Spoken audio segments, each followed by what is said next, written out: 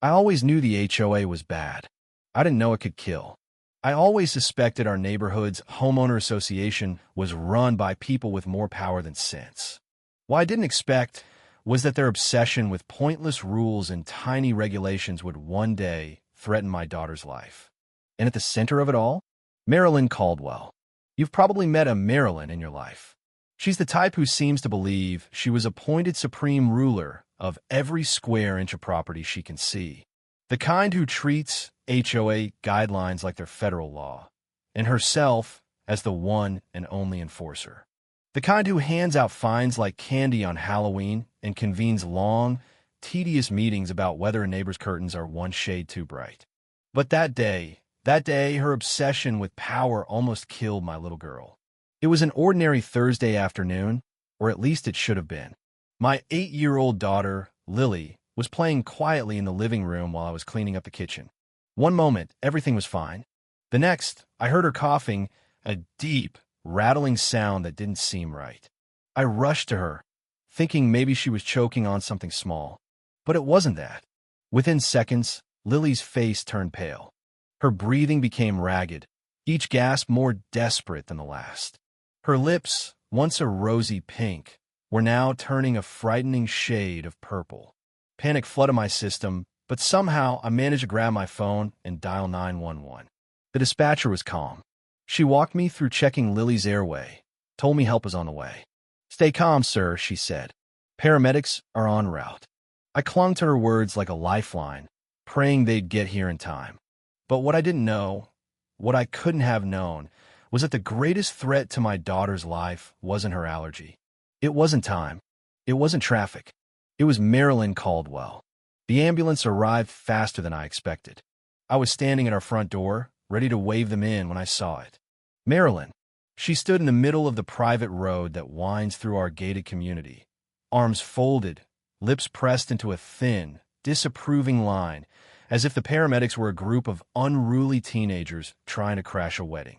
At first, I thought she was just being nosy, but then she stepped directly in front of the ambulance, raised her hand like a traffic cop, and shouted, "You can't come in here."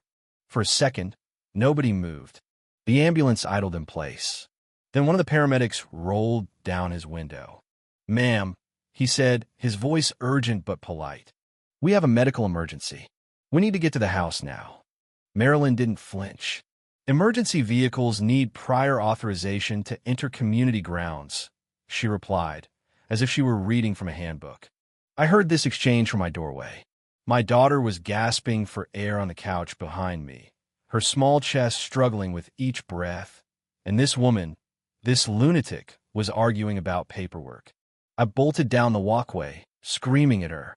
"Marilyn, it's my daughter. She's dying. Let them through." She turned toward me slowly, with that maddeningly calm expression she always wore at HOA meetings. "If we make an exception," she said, "we'll set a precedent." A precedent? As if dozens of neighbors would suddenly start calling ambulances as a prank, just to mess with the HOA. The paramedics tried again, but Marilyn was immovable. She pointed to an email on her phone, some HOA bulletin about vehicle registration, as if a medical emergency could be scheduled in advance. I was shaking with rage. I wanted to tear through her and open the gate myself, but she stood there like a stone wall. And then, she made the worst decision of her life. She called security. Not 911, not the HOA board. She called the condominium security patrol. Two guys who took their jobs way too seriously, but who probably couldn't jog across a parking lot without stopping to wheeze. They arrived moments later in their little electric cart. They disembarked like they were responding to an international hostage situation and approached the ambulance driver as if he were the problem. "Is there an issue here?" one asked. "Yes." I exploded. "My daughter can't breathe, and Marilyn won't let the paramedics in." They exchanged glances. They knew how insane this was, but instead of helping, they looked to Marilyn for instructions. She raised her phone again like a holy relic. "Protocols," she said. "We have procedures." The guards nodded. "Sorry, sir," one said. "We have to follow HOA regulations." I felt something inside me snap. This wasn't real. This couldn't be real. But it was.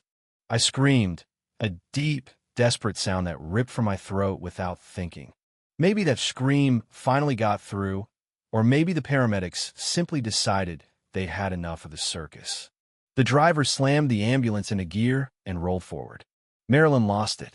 She threw herself in front of the vehicle, shrieking as if she were about to be crushed by a tank. The guard tried to pull her away, but she flailed and screamed, "This is a crime. You can't go in there." But they did. They went around her and through the gate.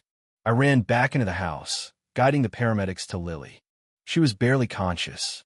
They worked quickly, oxygen, epinephrine, equipment I can't even name. I stood there, watching helplessly, while outside Marilyn's meltdown continued. "You're breaking the rules," she howled. "You'll all be sued." The guard stood there, torn between helping her and pretending she didn't exist. I didn't care. My daughter was breathing again. Weakly, but breathing. The paramedics loaded Lily into the ambulance and asked if I wanted to ride along. I climbed in without hesitation. As we drove away, I saw Marilyn in the rearview mirror, arms crossed, fuming, her phone already out. Probably writing an email. Probably digging her own grave. At the hospital, the doctors confirmed it. A severe allergic reaction. If the paramedics had been delayed even 5 more minutes, they told me, we might have lost her. That's when something in me shifted. Marilyn had crossed the line, and she wasn't going to get away with it. I called the police. The officers arrived at the HOA gates within an hour. Marilyn, naturally, was already waiting for them, spinning a story about how she was protecting the community from outsiders. But they weren't buying it. The paramedics told them everything. So did the neighbors who'd seen it all. And when I arrived at the scene, I made sure they knew my daughter could have died because of Marilyn's power trip. One of the paramedics, who had stayed calm through all of this, finally snapped. "I've been doing this job for a decade," he said. "I've never seen something this reckless.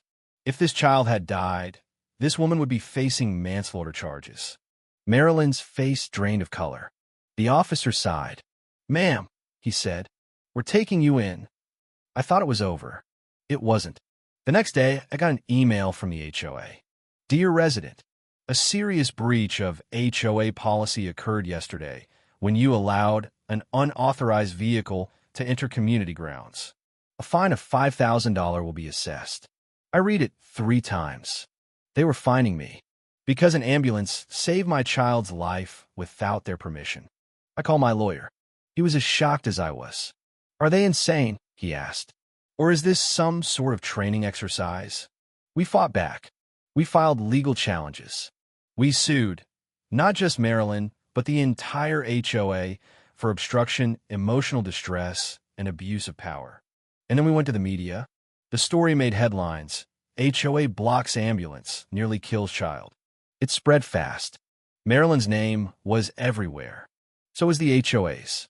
The fallout was immediate. Property values dropped. Residents demanded resignations.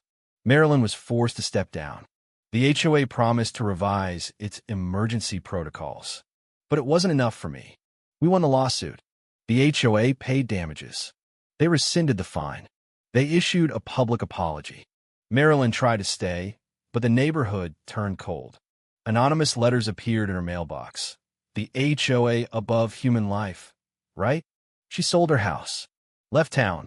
I don't know where she went. I don't care. Lily recovered completely. But the neighborhood changed. Now, if an emergency happens, everyone knows no rule is more important than a human life. And Marilyn Caldwell? She's a cautionary tale, not just for us, but for every power-hungry HOA president who thinks they're untouchable.